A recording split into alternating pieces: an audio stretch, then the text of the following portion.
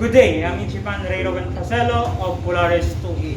And for today's video, I will demonstrate the basic safety in using our electric arc welding. What are the proper personal protective equipment to be used, or the PPE, and how to don them properly. And also for today's video, we'll enumerate and explain proper procedures on how to operate the workplace prior to starting electric arc welding. And on the last part of the video, I will explain how to secure the workplace after completing electric arc welding. The personal protective equipment, or the PPE, that we're going to use in this video are coveralls, gloves, safety shoes, and welding mask. For every job that we do, it is important that we are safe while doing it. That is why we wear our personal protective equipment, or what we call the PPE. In welding, the most common PPE that we use are coveralls. Coveralls protect us from exposure to hazards and injuries during welding or cutting. The very reason why we use them is to protect our skin from sparks. Another PPE used during welding is our gloves. It protects our hands from heat, sparks, and also helps to avoid cuts. Safety shoes is used to protect our feet from falling objects like workpiece or tools. Welding mask, meanwhile, is a protective head shield that covers our face and eyes.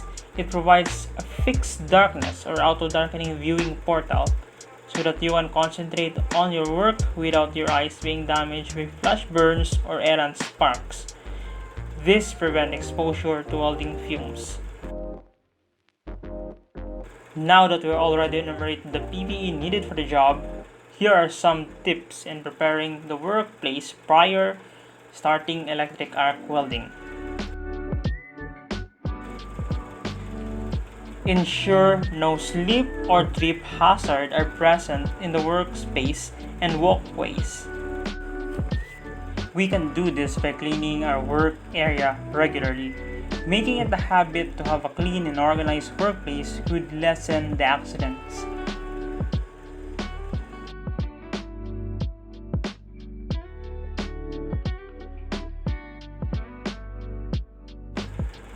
Ensure that the work area is clean and clear of grease, oil, and any flammable materials.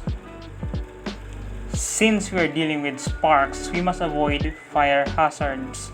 We should eliminate combustible materials near our workplace. We can also wipe our workbench for precautionary measures. Keep the welding equipment and work area dry to avoid electric shocks.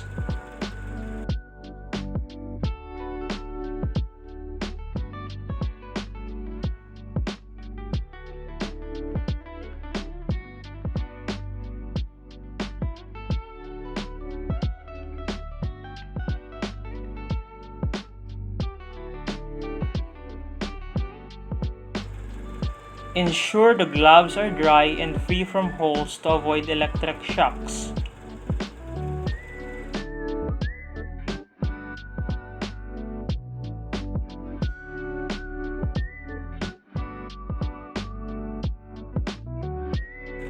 Ensure electrode holder and work lead are in good condition.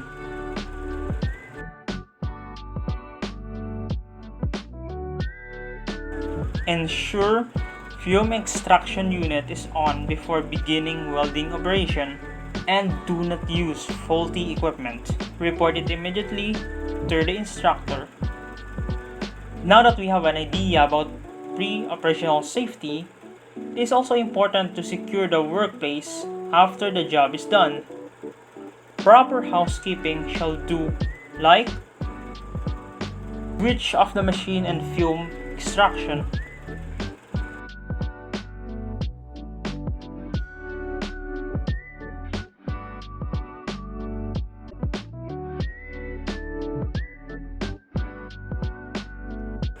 And last, hang up the electrode holder and welding cable and leave the work area in a safe, clean, and tidy state. Safety should be our number one priority when dealing with different types of machine. I hope this simple video helps us to value safety from the very start.